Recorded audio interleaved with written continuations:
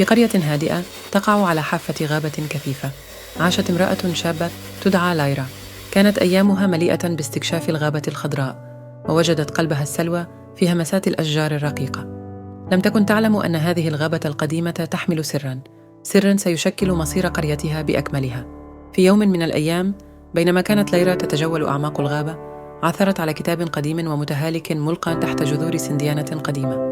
كانت الصفحات مليئة برموز سرية وقصص منسية من عهد غابر. مستغربة، قررت ليرا أن تفسر الأسرار المخفية ضمن صفحات الكتاب. مع استكشافها لألغاز الكتاب، اكتشفت ليرا لغة منسية ربطت القرويين بالغابة المسحورة. تحدثت عن تناغم بين الطبيعة والناس، رابطاً تم تجاهله لفترة طويلة من الأجيال.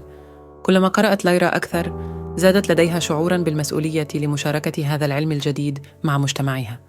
بفارغ الصبر لربط الجسر بين القرويين والغابة الغامضة، نظمت ليرا تجمعات حيث كانت تترجم القصص القديمة.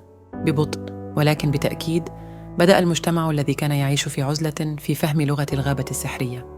تعلموا الاستماع إلى الرياح ورقص الأمطار، وشعروا بنبض الأرض تحت أقدامهم. مع اعتناق القرية لهذا التواصل الجديد، حدث تحول. ازدهرت المحاصيل، وبدا الهواء وكأنه يحمل إحساساً بالسكينة. القرويون الذين كانوا غرباء عن الغابة وجدوا أنفسهم الآن متشابكين مع الإيقاعات الطبيعية المحيطة بهم.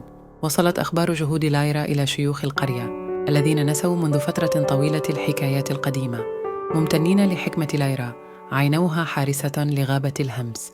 أصبح عليها التأكد من أن علم لغة الغابة السحرية يتم توريثه عبر الأجيال.